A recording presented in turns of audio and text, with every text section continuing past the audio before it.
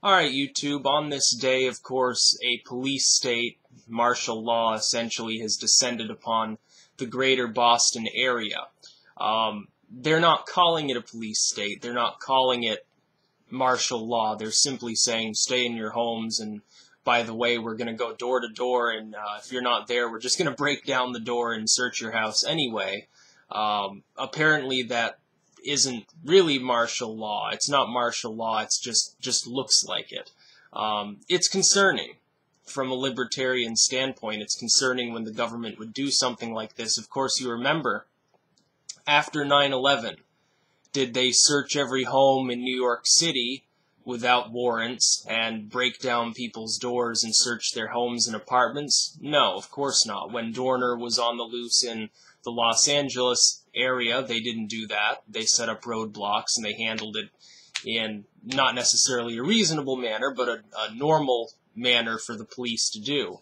Of course, now you've got a bombing, and you've got one suspect's already dead, and they're so keen on finding the other suspect that they've essentially tossed the right to privacy out the window, telling people you will submit to a full search of your home.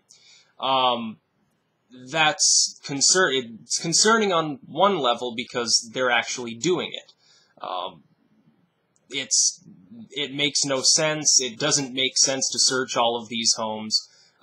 He's probably not in any of them. For one thing, he's probably left the area by now. And it's concerning on the second level because there doesn't seem to be any real outcry against it. The media, by and large, has sat by. Now, it doesn't matter whether it's the conservative media, aka Fox, talk radio, or the liberal media, or anywhere in between. They haven't really covered that aspect of what's going on in Boston right now. All they've said is, well, the police are searching for this suspect. Well, why aren't you covering the aspect of, well, people are having their homes invaded without, by the way, a properly issued warrant?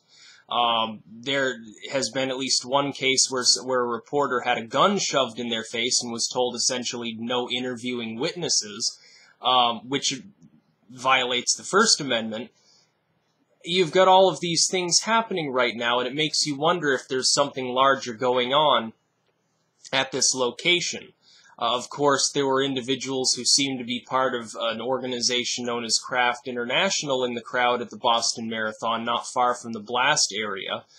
Craft International, of course, is like Blackwater. It's basically trainees. They're mercenaries, essentially. They're people who the government would hire to go kill people in other countries, or to police the streets because they're not due to the same restrictions that the actual military and police are due to follow, because they're essentially a private organization. They're a business, in other words. They make money off of killing and harassing people. They're thugs, essentially. No media outlets covering this, and there doesn't even seem to be widespread outrage that this is happening. I find it slightly humorous, almost, that it's happening in Boston. Now, before you take anything away from that, I say humorous for this reason. During the revolutionary period, Boston, of course, was the hotbed of revolutionary sentiment, and you had, of course, the British soldiers sort of confiscating people's guns, going door to door to search for these revolutionaries, making sure people were in line, doing things people didn't want them to do. And, of course, the revolution, like any revolution, was never a popular revolution. It took place amongst a small minority of the population that was actually willing to fight, the remaining majority of the population not really giving a shit. So I find that slightly funny, that Boston is almost repeating the same sentiments of 1776 at this very moment. But it's concerning that these things are happening. Also, and this is something that people don't necessarily know, there's no real legal recourse for these individuals by having their homes invaded. It's a blatant disregard for the Constitution. It is unconstitutional. Any reasonable individual would interpret it that way. Any reasonable judge would interpret it that way. It's a violation of people's privacy. And they seem to be violating the rights of the press as well, to some extent. So it's in violation of the Constitution. What's slightly odd is that, and I learned this several days ago. I didn't know this before, and everyone should know this. We've been in a perpetual state of emergency, and that has its own, and I'll explain, meaning behind it, since 9/11. That is, that the state of emergency that was declared on September the 11th, 2001, by Bush, never actually went away. We've been in a state of emergency for 12 years now, non-stop. Obama has renewed it several times. That state of emergency never went away. What does this mean? It means that the government, under that state of emergency, unless the president nullifies it or the Congress nullifies it, has the right to censor things to a greater degree, has the right to ban organizations to a greater degree, has the right to confiscate public property to a greater degree.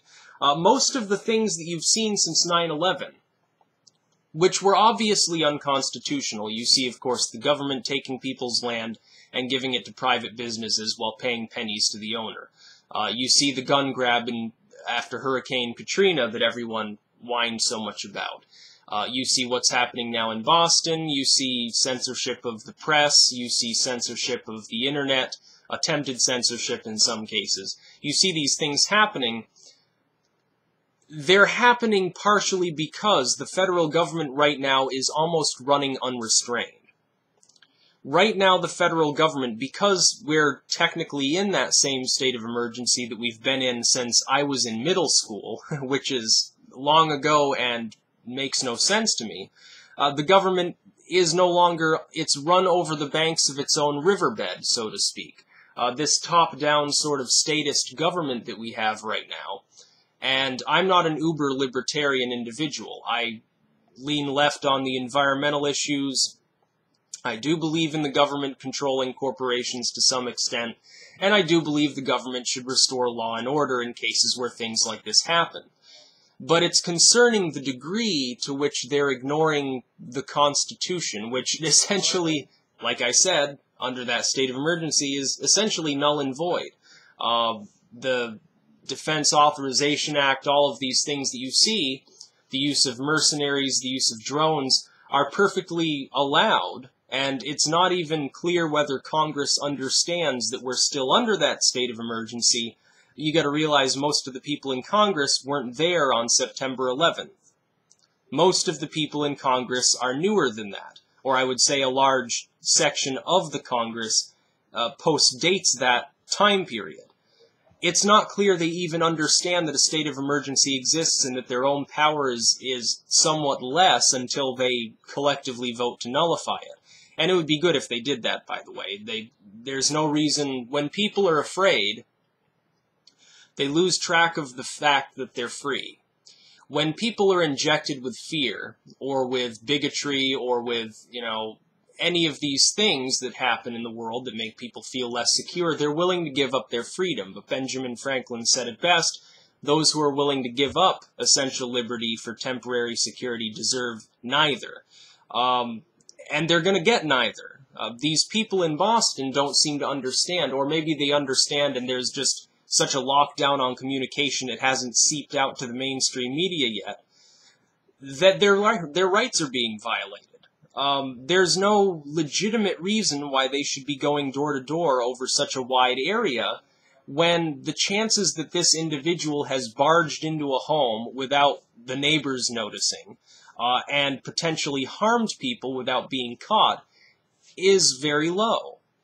It's much more likely that he fled somehow by foot, by bike, maybe he stole a police car, who knows, and he's not even in the area.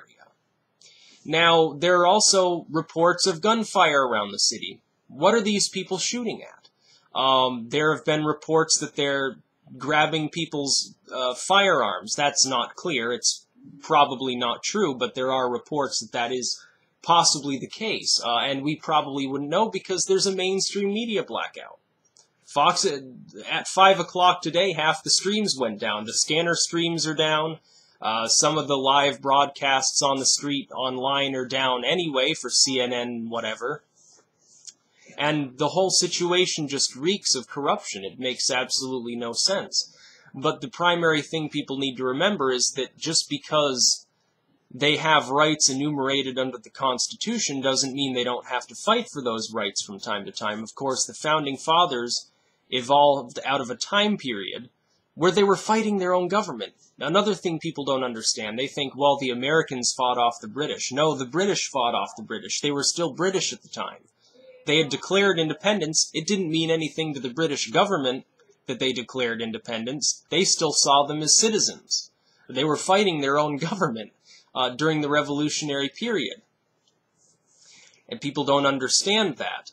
They don't understand that just because a document gives you rights doesn't mean that those rights will be respected. The government has the military behind them. They have the police. They have the guns. They have the tanks. They have the bombs and drones. They have the media essentially in their pocket, and anyone who thinks that the mainstream media reports fairly is deluding themselves, regardless of what mainstream media source they're using. I had one person from Russia suggest to me that actually people should use media sources outside of their own country just to get a less biased view, which is sometimes truthful in the case, sometimes not. But right now, what you have is an authoritarian government, essentially, flexing its power. It almost seems like they're waiting to see if people will react to these events and say this is too top-heavy, this is too much liberty is being taken with the Constitution, we're not comfortable with that. Not even people rising up and rioting, but just people pointing out, this doesn't feel right to us. It almost feels like they're testing the waters. And of course, there were reports that there were supposedly bomb drills going on the time and bomb-sniffing dogs at the marathon itself, which makes absolutely no sense. The entire thing is a big clusterfuck. Nobody's sure what the hell's going on in Watertown or Boston right now. Nobody has a clue. And it's a clusterfuck. Nobody's got any clue what's going on in there because things are so locked down. It is literally, in the most literal sense of the term, martial law. There are soldiers on the street. People are being forced to comply with their orders to search their homes. That's martial law. There's no other term to use for it, and they can use whatever term they want. It still equates to that same principle that, yes, you are under the law of the military currently and of the police. Your rights are suspended. That's a fact. They can use whatever term they want. That's like calling these bombers terrorists. Well, terrorist is essentially an arbitrary concocted term to differentiate between those who are foreign, originally at 9/11, foreign fighters who came to bomb things, and now it's being applied to domestic sources in an attempt to remove their constitutional rights and give them military tribunal trials rather than civilian trials, which are actually fair and guarantee that you can talk to the outside world. And it's hideous. It's the hideous face of tyranny we're seeing right now. What's not clear, and we may not know this for days or weeks or even months, is whether this heightened level of security, this sort of military state that's been slowly revving up around the country, is going to go away, or whether it's going to persist and grow larger. And if it persists and spreads and grows larger, we've got a problem on our hands. The problem of, oh look, Uncle Sam is searching through your backyard. Are you growing any marijuana plants back here? We better dig up your self-sustaining garden. Well, do you have guns in the home? Well, you better let us take a look. By the way, we're looking through your emails right now. That's not the America that I want to live in. That's not the America that the Founding Fathers suggested we should create. It's not the one they envisioned for the future. Surely, we know that to be the case. You can look through their personal correspondence and you can understand they were largely distrustful of the government, even when they were as the government themselves, and deliberately put limits on it for that reason, because they understood the one defining principle at work is that power will corrupt. And it will. And you see it. It doesn't matter what party the person belongs to. Bush, Obama, same difference, essentially. Obama is marginally more coherent and actually has the capability of putting two sentences together without making some hideous, blundering error and making an ass of himself on television. But they have basically the same ideas, and that state of emergency, as I said before, has persisted through most of the Bush years, and has persisted through all of Obama's years. and probably will persist longer than that, which is unacceptable in a supposedly free and liberated society, which is structured around representative democracy. Sort of the idea of the fall of Rome, the fall of Greece, democracy slowly turns into tyranny and everyone sort of gets fucked in the ass, which is sad. Nobody wants to live in that sort of Blade Runner-esque dystopian future, but nobody is willing to speak out against these things when they happen. And of course, people make their own choice, and I think that the latter is worse, between peaceful and violent revolution. Peaceful revolution generally gets more people on your side and is more effective in the long run for addressing things like this. I think these individuals that supposedly, and it's not clear whether they actually did orchestrate these bombings, chose the latter route, unfortunately, towards actually harming civilians, and thus their public image is ruined. Nobody cares what happens to them. They could crucify them on a telephone pole, nobody would give a shit. And it makes also those of us who do stand for more limited government look bad as well, because then people start to suspect us and say, are you going to flip out with a gun? Are you going to start building bombs? Are you going to do something crazy, essentially? Which most libertarians would not do. And and Fox is already blaming it on Muslim extremism without any clue what religion these people happen to have. I mean, the younger dude who's still on the run supposedly has pictures of, like, cats and shit on his Twitter and his Facebook. He doesn't seem like a Muslim reactionary. That could change. It could be the case and be truth, but it's not clear. But anyway, Boston, Watertown, martial law, it's concerning. People should speak out against this. I don't know why there isn't an outcry in at least the right-wing media. Usually, people like Stossel on Fox usually point these things out when a Democrat's in charge, and then when the Republicans are in charge, like under Bush, you have MSNBC and Olbermann ranting about these things. Sort of a check in and of itself. Peace out.